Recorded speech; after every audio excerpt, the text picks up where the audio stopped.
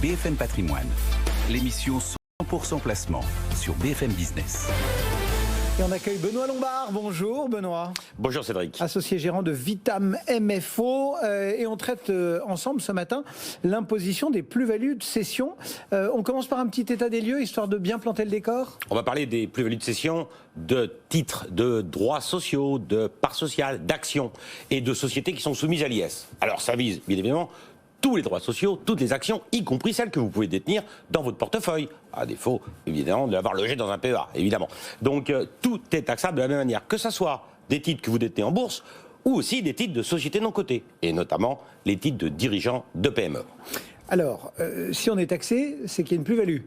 Il y a une plus-value. S'il y a une plus-value, est-ce qu'on peut réussir à alléger un petit peu la note, à purger, comme on dit, la plus-value? Rappelez-vous tous les volatiles qui sont envolés en 2013 lorsque le premier gouvernement de notre ancien président Hollande avait voulu taxer les plus-values au barème progressif de l'impôt sur le revenu. Et il y a eu tout un tas de dispositifs complexes. On va y revenir.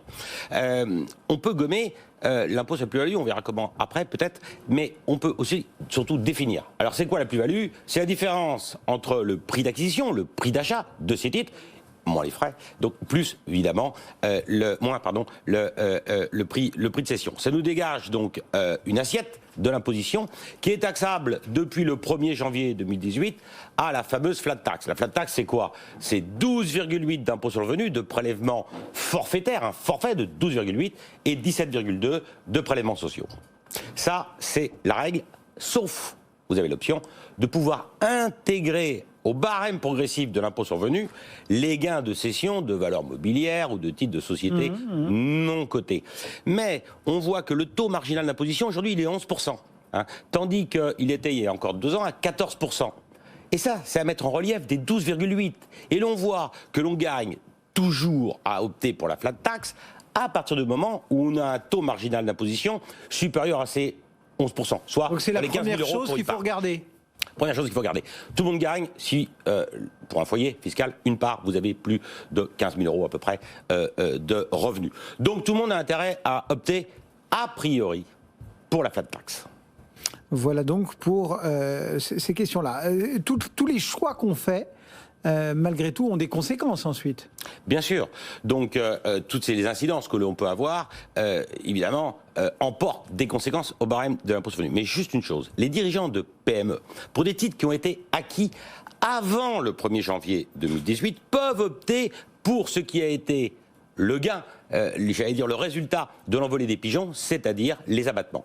Et donc si vous avez des titres d'une PME, pour parler clairement, que vous avez acquis avant le 1er janvier 2018, avant la réforme de la flat tax, vous avez la faculté d'opter pour un abattement qui varie selon la date à laquelle vous avez acheté les titres et la durée de détention de ces titres.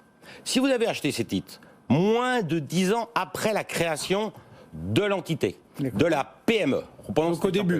Au début. Donc les premières années, création de l'entité ou augmentation de capital, pas achat de titres qui ont déjà été émis antérieurement.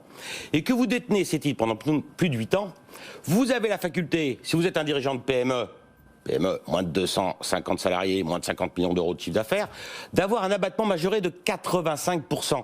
85% sur quoi?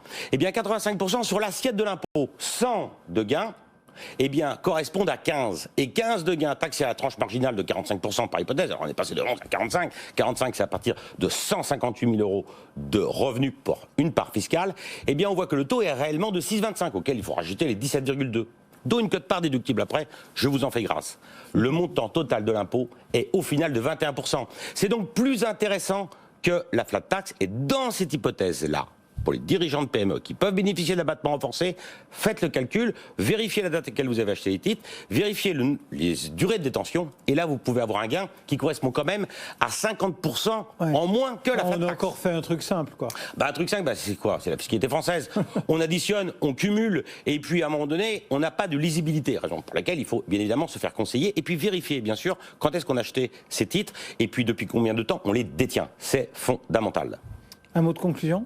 Conclusion, on a toujours la faculté aussi de donner les titres avant, ceux qui purgent la plus-value, ou des apportés. On en parlera peut-être un autre moment. Donation cession ou des apportés aussi, c'est le 150 obétaire du CGI, un apport cession à un holding, on en parlera un autre moment, parce que ça c'est aussi un autre univers. Le 150 obétaire, c'est un numéro d'article, hein, c'est pas... C'est un numéro d'article du Code général des impôts. Chaque fois qu'on cite des articles, bien évidemment, on fait référence au fameux CGI.